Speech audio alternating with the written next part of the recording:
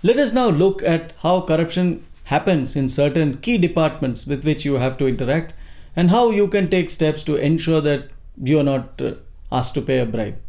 You can successfully resist corruption in these sectors.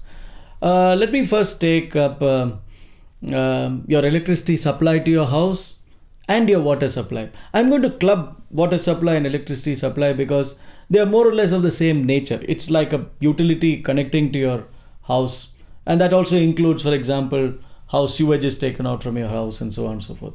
Now, when you go to a new house, and that's probably just once in your lifetime, you need to get a connection.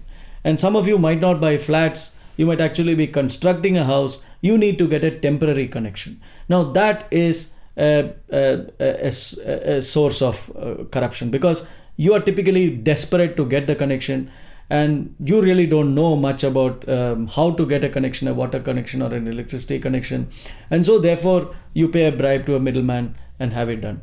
Flats, for example, complexes have a huge problem with water supply. In fact, you might know that middlemen come, sometimes the builders middlemen come and ask every flat owner to pay 10,000, 15,000 rupees and collects lakhs of money, and then say that they will be arranging a water supply connection or a sewage connection and so on and so forth.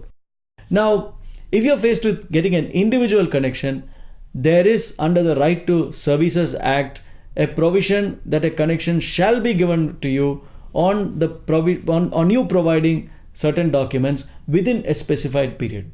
And there is a mechanism by which you can complain about it.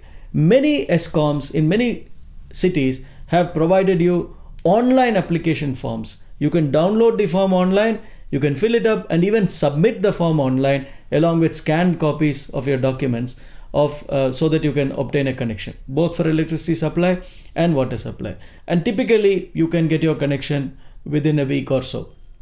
There might be the necessity for an inspection to happen and that is again a very corruption prone process.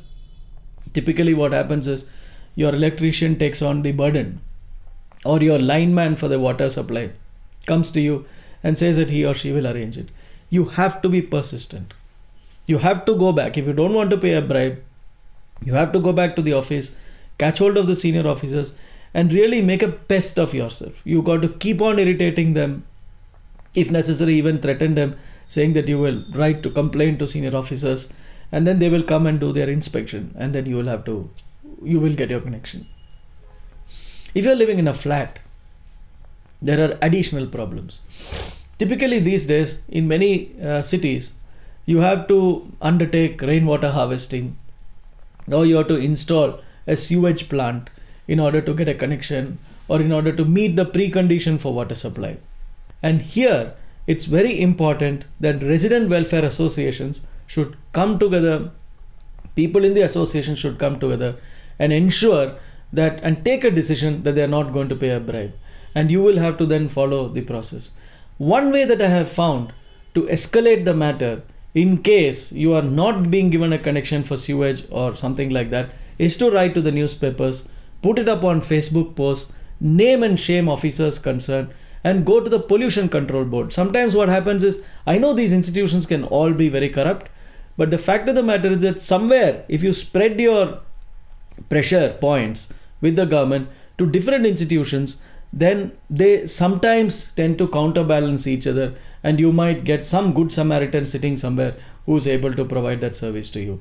There's a small issue here, which is in case somebody passes away and the property has to be transferred, or you sell the property and a new owner has to get the connection in his or her name. The application process is equally simple.